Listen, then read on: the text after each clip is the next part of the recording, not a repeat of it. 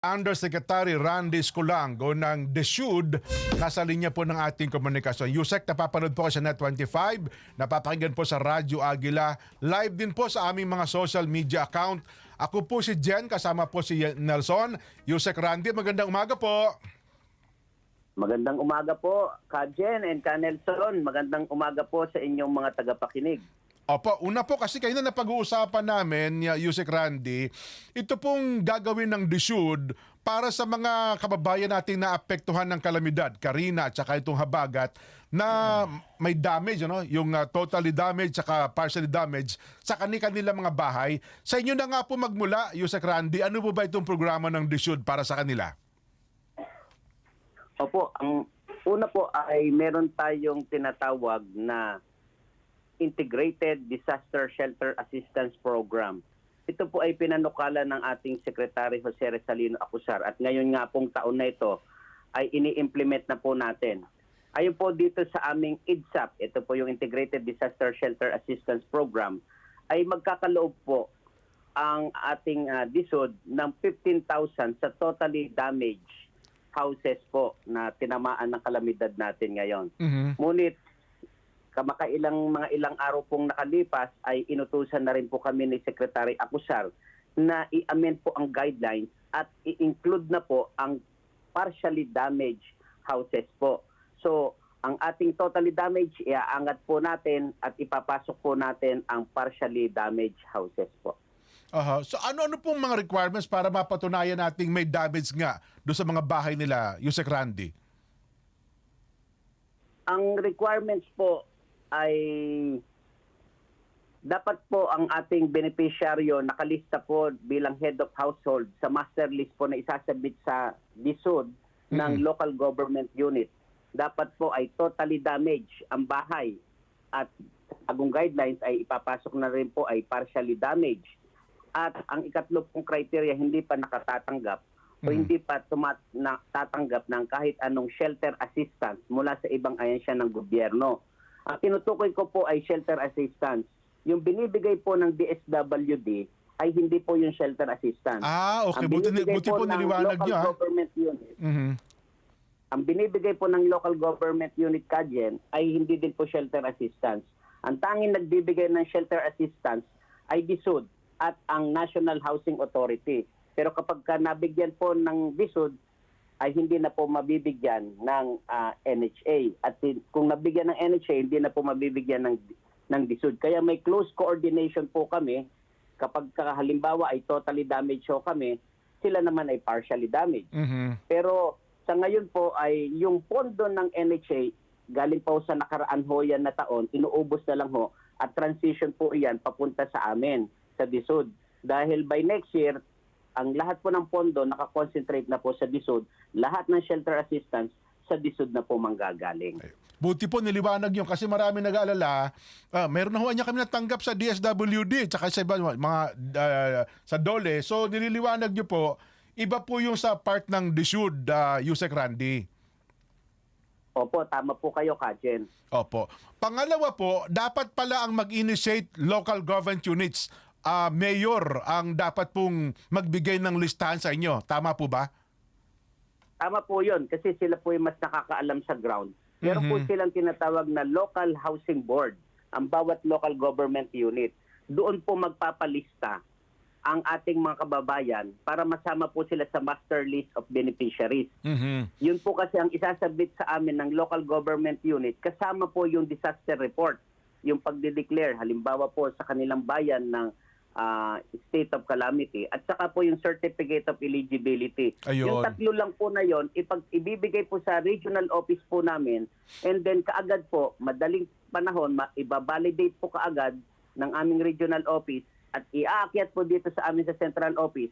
Kami naman po, may mga 2 araw para po aprobahan at ponduhan at ibababa po kaagad sa regional office para humaiset agad ang payout. Ayun. So maliwanag po yun kasi baka mamaya magpuntahan sa opisina ninyo ang bawat individual. Hindi po kayo tatanggap doon. So dapat po coordinated dito sa local government units, Yusek Randy. Tama po, Kajen. Si Nelson po. Yusek, yung funding ba nito ay meron tayo? Ibig sabihin di ba ang funding ng DSUD ay magtayo ng mga bahay. Ito ay anong part ng fund po ito, Yusek?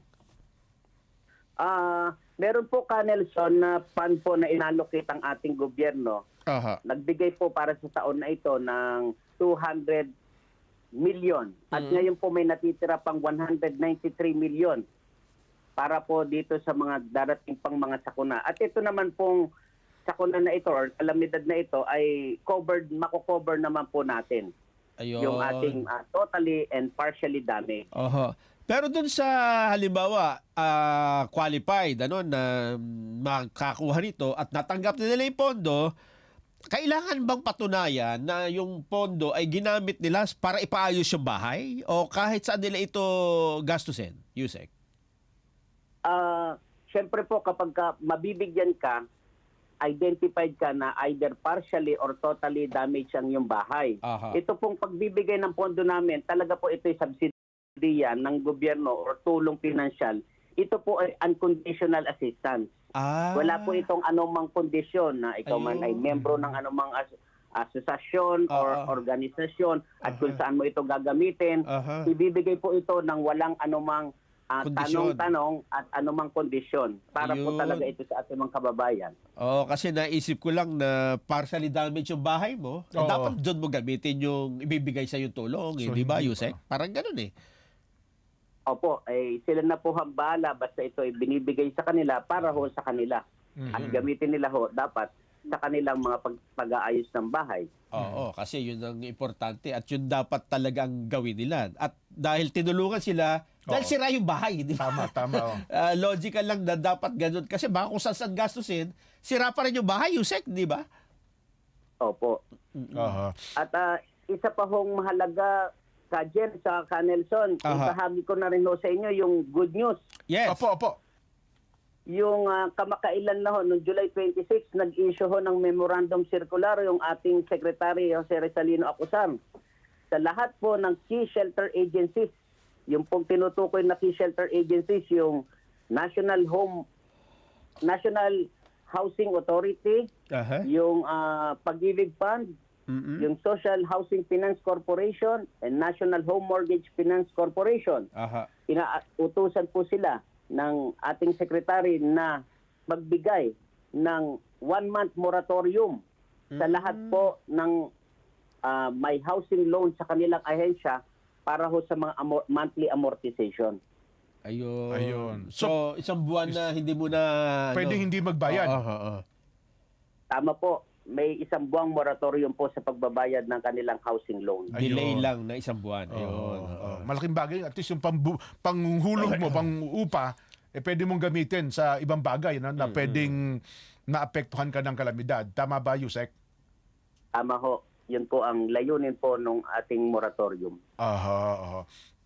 Ngayon, bago lang namin tapusin, ipaki-update nyo nga po kami sa 4PH, yung pabahay. Ngayon hubang taon ito, ina-expect natin na magkakaroon tayo ng turnover, Yusek? Ayon po sa pagtataya po namin, baka late this year or early next year ay magkaroon po ng turnover dito sa pambansang pabahay para sa Filipino program. Opo. Ibalita ko ho sa inyo na may mga nasa 45 na po na ongoing construction po ang ating pambansang pabahay para sa Filipino program. Ito po ay talagang minamadali na ho ng ating Secretary Jose Rizalino Acuzar para ho maiayos at talaga namang mapakinabangan. When I say mapakinabangan, ang gusto ho na ating sekretaryo, hindi lang po ito basta nagtayo ng building, kasama po lahat ng mga amenities. Dapat po may kuryente ho na ho dyan, may tubig na dyan, maayos ang seguridad, maayos po ang may open park, at lahat po ng mga utilities ay kompleto para totoo naman po talaga mapakinabangan ng ating mga kababayan mag-a-avail nitong 4PH o yung pambansang pabahay para sa Filipino program. Saang probinsya, saang bayan natin na-expect itong pinakamabilis ay may bibigay, may turnover po, Yusek?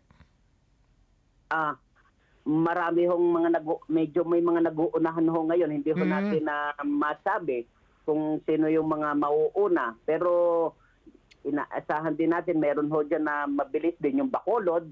Andyan opo. ho, at may mga iba pa ho na baka nga may mauna pa sa kanya, pero yan po yung mga tinitignan ho natin. Mhm. Pero tandaan natin, Yusek Randy, ito ho, sa mga minimum income earners. Halimbawa, kami ni Nelson, may trabaho naman kami, pero pwede kami maka-avail nito, di ho ba? Ito po ay open sa lahat. Ayun. Basta po ikaw ay Pag-ibig member. Kung ba't ko sinasabing Pag-ibig member? Dahil ito, ang Pag-ibig po ang unang tumaya at nag-allocate ng pondo para dito. Pag ikaw ay Pag-ibig member, pwede ka sumali dito at mag-housing loan. Mm-mm. Kung wala hong kakayahang magbayad ng buo housing loan at ang binibigay ho ng gobyernong tulong ay meron hong interest subsidy. Yung interest na babayaran mo sa Pag-ibig dahil sa ito po ay amortization or housing loan ay isa-subsidize na ng gobyerno. Yung Ayun. 5% po noon. Oho. Kaya malaking kabawasan po sa ating mga kababayan yung pagbabayad. At isa pa hong mahalaga na tulong ng gobyerno ho sa ating mga kababayan para bumaba yung halaga ng monthly amortization niya ay dineclare na po ng NEDA na socialized housing po itong pambansang pabahay para sa Pilipino program. Opo. Ang ibig sabihin po nito, tax exempt na rin po ito. Ganun. So, Oo. Mhm. Opo, kaya po bawas na ito sa gastusin or sa mga babayarin dahil tax exempt.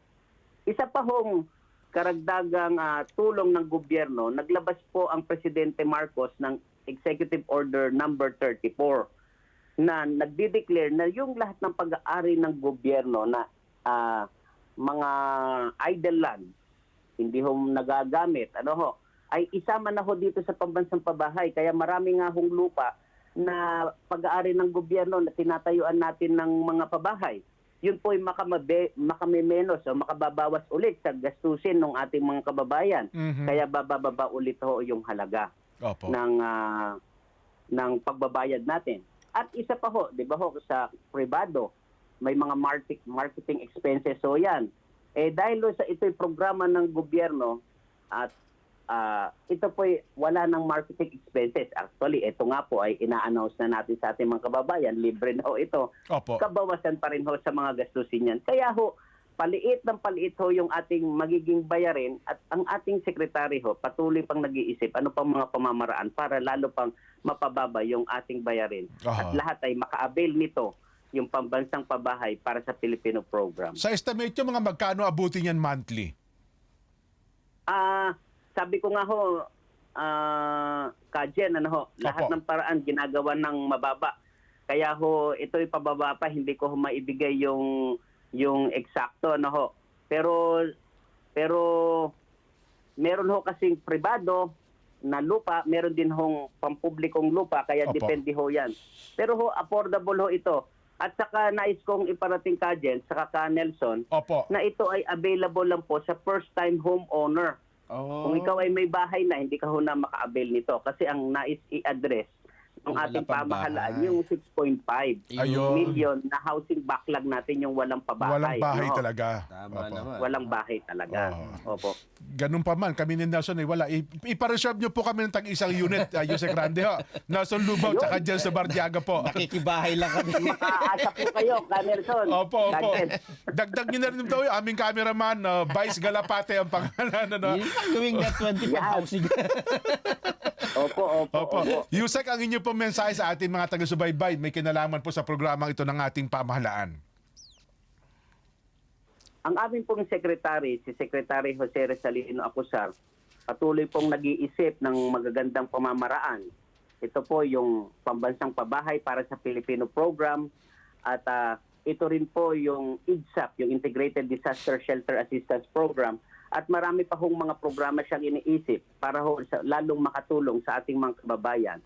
Sa kasalukuyan po yung IDSAP, hindi lang po ito pang natural disaster, kundi ito din po ay pang man-made disasters katulad po ng sunog, explosion, industrial accident at bigmaan. Kaya po binabanggit namin ito para po mapakinabangan talaga dahil ito po ang utos sa atin ng Pangulong Marcos, lalo na sa mga nakaraan niyang conference na ibigay lahat ng tulong na maibibigay sa ating mga kababayan, na yun naman po ang inutos sa amin ni Secretary Acosar. Kaya po minamadali natin ito at maibigay ang lahat ng tulong na maibibigay sa ating mga kababayan. Yusek Randy, kayo po'y bahagi ng aming magandang umaga. Maraming pong salamat sa inyong oras. Magandang umaga po at maraming salamat sa pagkakataon po. Mga kaibigan, ang